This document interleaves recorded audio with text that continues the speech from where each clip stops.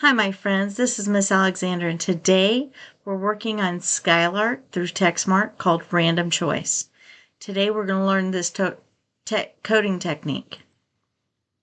Random choice is choosing randomly from a set of options. Here we have like rock, paper, scissors. We will use this technique anytime we have a set of countable options and want to randomly choose one. For example, picking a random direction to go or picking a random character. Choosing a move in a game. This technique involves assigning each of the options a number and then picking a random number to pick one of the options. So here we go. First thing we're going to do is we're going to choose a random number 1 to total choices. If it's 1, do the first choice. If it's 2, do the second choice. So first we pick a random number from 1 to the total number of choices we have. Then based on that number, we decide which of the options to do. We will always have one conditional for each option.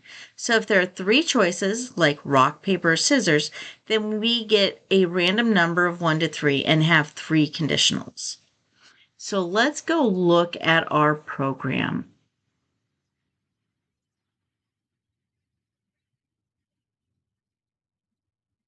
Let's see what we have. We have our 4 characters. Look at them. So our goal is every so often we want to print one of the characters' names at random. So we're going to pick a sprite. I'm going to pick Boulder right here because Boulder is first. Doesn't matter which one. You can pick any of them. And I'm going to select, go to Code Assist, and we're going to do every 2 seconds.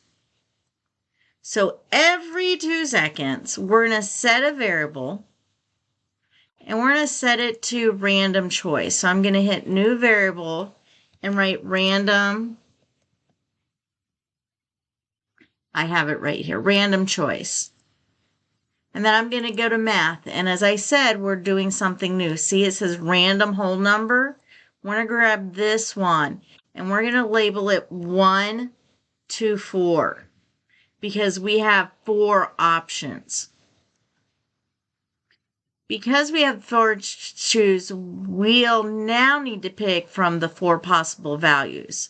So adding to every 2 seconds, I get to do my if-then statement. If something is equal to something, so I got my if is equal to, and I'm going to put in the number 1, and then I'm going to go back to my variables and say random choice, and then we're going to print. And I'm going to write Boulder. Okay, you guys? Because Boulder was first in our project right here. See, first? So now I'm going to duplicate this. I'm going to change it over, and notice how I'm not putting it inside. I'm putting it underneath. I'm going to put a 2, and Breeze is next on my list. It doesn't matter which way you put it. It's whichever way you decide you want to. Here, I'll put 3, and I'm going to put Flame. And then I'm going to duplicate one more time so I can write Splash. And I just realized in our pictures over here, they put them in alphabetical order. So as the directions are telling me, we're supposed to put Flame first, then Splash, then Breeze, and then Boulder. So it doesn't matter as long as each of them has their own number.